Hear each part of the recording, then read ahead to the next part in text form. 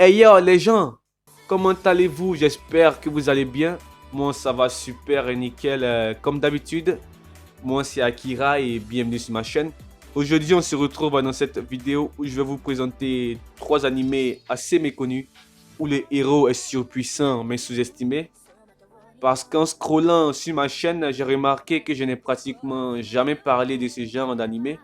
Donc j'espère que la vidéo vous plaira. Sachez que vous pouvez vous abonner, lâcher un petit like et écrire des critiques dans les commentaires. Et comme à notre habitude, petit quiz. Vous devez deviner le nom du personnage qui apparaît à l'écran. J'attends vos réponses dans les commentaires. Alors on va pas tarder plus et c'est parti.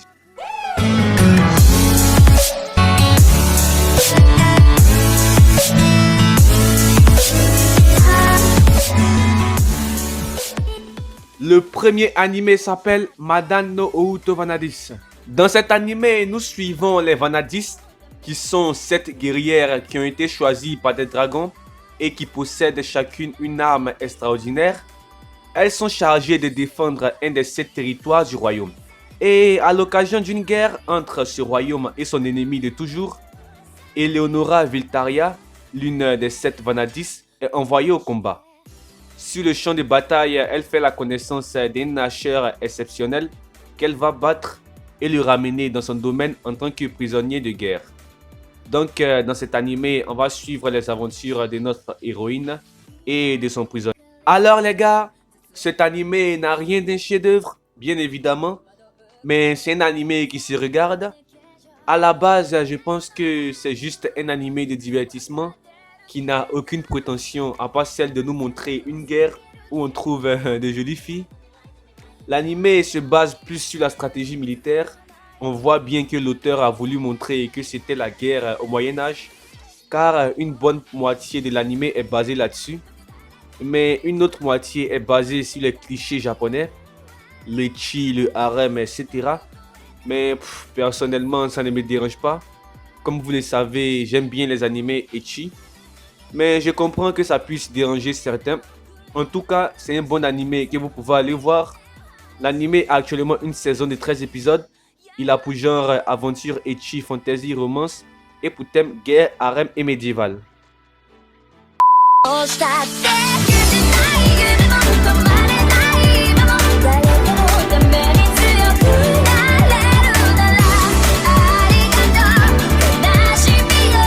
Le deuxième animé s'appelle Roka no Yusha. Dans cet animé, quand le Majin se réveille, la déesse du destin choisit 6 guerriers et leur accorde la puissance de sauver le monde.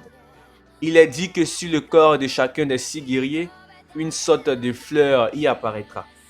Le jour de l'apparition du Majin approche à grands pas et un jeune garçon qui s'appelle Adlet, s'auto-proclamant l'homme le plus fort du monde, il pense qu'il est barbe blanche quoi. Il est choisi pour être l'un des 6 héros. Et les personnes choisies doivent se regrouper pour combattre le Majin. Cependant, à l'heure de la rencontre, ce sont 7 personnes se disant être des héros qui apparaissent. Cela signifie donc qu'il y a un imposteur parmi eux. Alors les gars, c'est un très bon animé. L'intrigue est géniale, les personnages sont géniaux et attachants, avec une touche de drama. Franchement, c'est un animé que j'ai sous-estimé au début, mais en suivant l'histoire, j'ai commencé à kiffer. L'animé est bien dosé en action et en suspense. Il y a quelques incohérences, mais pas bien grave. Franchement, c'est un animé que je vous recommande, vous pouvez aller le voir. L'animé a actuellement une saison de 12 épisodes. Il a pour genre action, aventure, drame, fantasy, mystère, romance, shonen. Et pour thème, combat, démons, magie et mythologie.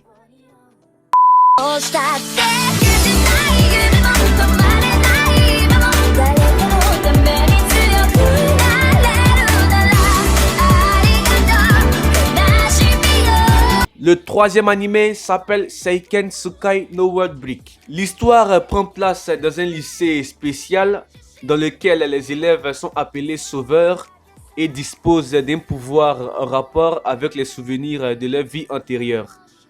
Il existe 2 types de sauveurs, les Shirogane qui utilisent des armes issues de leur corps et les Kuroma qui sont capables de manipuler la magie. L'anime suit le quotidien d'un nouvel élève, Moroha Aimura, qui est considéré comme un élève très spécial, non pas pour sa popularité ou quelque chose dans le genre, mais parce qu'il est un sauveur qui possède les deux aptitudes en même temps. Bon les gars, je souffle hein. Je souffle terriblement. On va pas se mentir, c'est l'un des animés les plus frustrants que j'ai vu. En soi, au début, c'était un bon animé, avec une histoire unique et un peu originale. Mais arrivé à un certain moment, ils sont partis en couille. L'anime est sorti en 2015, je crois. Et je me rappelle l'avoir regardé en entier parce qu'il y avait de l'ecchi. Mais il y avait aussi des relations un peu bizarres entre les personnages, on va pas se mentir. Il y avait de l'inceste et ça, personnellement, je déteste ça. Mais bon, c'est pas un anime que je vous recommande.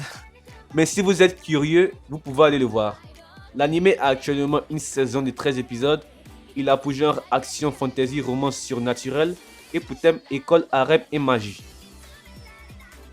Et voilà, nous sommes à la fin de la vidéo. J'espère que la vidéo vous a plu.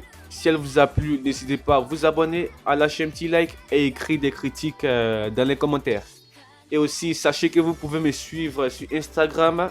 Je mettrai le lien en description. Alors, c'était Akira. Merci d'avoir regardé la vidéo jusque là. Et allez, sayonara.